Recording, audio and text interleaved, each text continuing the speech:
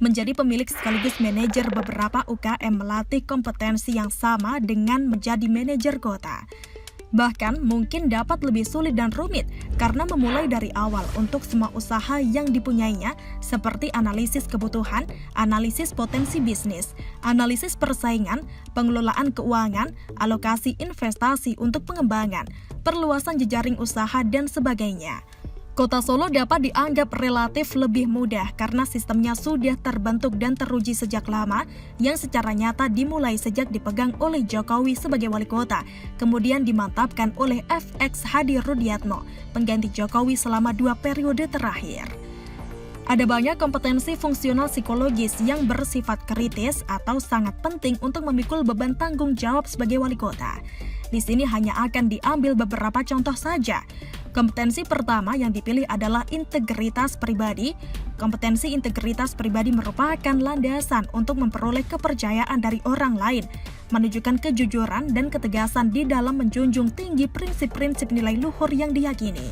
Kompetensi ini tidak dapat dipelajari secara kognitif, namun merupakan kristalisasi sikap dan penghayatan setelah menghadapi pengalaman hidup yang ditandai oleh serangkaian pergulatan, disiplin diri, dan perilaku berarah tujuan atau deterministik untuk menjadi pribadi yang makin baik dari hari ke hari. Selain diperoleh dari kristalisasi pengalaman hidup, kompetensi ini diperoleh dari adanya sosok teladan atau role model yang ada pada diri Jokowi. Bukti bahwa Gibran mempunyai integritas seperti yang ditunjukkan oleh keteladanan ayahnya adalah mencapai tingkat kemapanan tertentu secara sosial ekonomi atau kesejahteraan, kemudian mendelegasikan urusan usaha kepada anak buah yang sudah dipersiapkan. Ketika nanti terpilih menjadi wali kota, ia dapat memfokuskan perhatian dan mengerahkan segenap daya upaya pada pelaksanaan tanggung jawab sebaik-baiknya. Hal ini seperti kebanyakan para politisi di negara-negara barat. Mereka memasuki dunia politik ketika sudah cukup kaya, tidak seperti beberapa politikus di Indonesia yang baru menjadi kaya setelah terjun di politik dan makin berlipat-lipat kekayaannya dengan makin lamanya menjadi politikus, seperti anggota DPR, pejabat tinggi di kantor-kantor publik atau BUMN, dan sebagainya. Kompetensi kedua adalah kemampuan memecahkan masalah dan pengambilan keputusan. Pada Gibran, kompetensi ini terlatih sejak muda yang harus mandiri di dalam mengatur kegiatan dan prioritasnya, sehingga berhasil menempuh pendidikan menengah di Singapura, kemudian dilanjutkan dengan menempuh pendidikan tinggi di Australia. Pengalaman berwirausaha dengan menolak kemapanan atau melanjutkan usaha keluarga juga melatih kompetensi ini. Dengan membuka cabang-cabang usaha, ia sudah membuktikan diri mampu mengatur pekerjaan tim-tim yang ada di cabang melalui jejaring online. Dengan terbiasa berpikir dan mengambil keputusan secara mandiri, Gibran akan mampu mengarahkan tim untuk mencari target-target penugasan secara bertanggung jawab. Dengan terbiasa berpikir dan mengambil keputusan secara mandiri, Gibran akan mampu mengarahkan tim untuk mencapai target-target penugasan secara bertanggung jawab, meskipun menghadapi berbagai ancaman, tantangan, hambatan, dan gangguan. Kompetensi ketiga yang diperlukan untuk menjadi pejabat publik adalah kepekaan empatik, yaitu kemampuan untuk menempatkan diri pada posisi orang lain, mendalami pemikiran dan perasaan orang lain, dan menggunakan cara-cara pendekatan yang mudah dipahami dan diterima oleh orang lain. Kepekaan terhadap nasib dan penderitaan rakyat merupakan dasar untuk mengutamakan kepentingan publik atau res publica.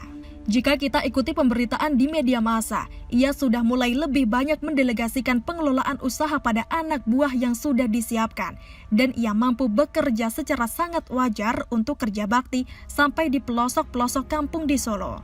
Artinya, ia mempunyai kemampuan yang sudah cukup terlatih untuk melakukan kegiatan bersama warga dan menunjukkan kepekaan untuk merasa senasib sepenanggungan dengan warga. Kompetensi keempat adalah keterampilan sosial di dalam berkomunikasi, bergaul, bekerja sama, dan menyelesaikan konflik dengan pendekatan win-win solution. Pada aspek bekerja sama dengan fungsional dan berkompromi untuk mencapai konsensus, pasti sudah terlatih ketika sudah membuktikan diri berhasil memulai dan mengembangkan bisnis. tidak mungkin akan berhasil mengembangkan bisnis jika tidak mampu bekerja sama dengan mitra kerja maupun memberikan layanan yang terbaik kepada konsumen. Yang masih perlu ditingkatkan adalah kemampuan berkomunikasi dan bergaul. Tidak perlu menjadi orator ulung, namun masih perlu dilatih kemampuannya di dalam menyampaikan dan menerima pesan secara efektif. Sikap ramah, kehangatan, dan keakraban juga masih perlu ditingkatkan, yang dapat dipelajari ketika ia sudah berada dalam peran atau jabatan publik. Kompetensi kelima adalah kemampuan berpikir strategis. Di dalam masa jabatannya, ia harus mampu membuat rencana perbaikan dan pengembangan berkelanjutan sesuai dengan rencana induk pengembangan kota. Bukan bekerja secara sporadis sehingga pola kerjanya akan menimbulkan kebingungan pada anggota tim maupun korps pegawai yang dipimpinnya. Dasar-dasar pengetahuan sudah diperoleh melalui pendidikan di Singapura dan Australia yang memberikan perspektif untuk berjejaring secara lokal, sektoral, nasional, regional maupun global. Pengalaman yang mengasah keterampilan ini juga sudah cukup terlatih untuk mengembangkan usaha secara mandiri, mulai dari analisis kebutuhan, pemilihan sentra bisnis, mengatur keberlangsungan rantai pasok atau supply chain management, mengatur keberlangsungan rantai pasok atau supply chain management sampai membuka cabang-cabang usaha. Dengan demikian, kompetensi berpikir strategis juga sudah menjadi kebiasaan di dalam kehidupannya sebagai wirausahawan.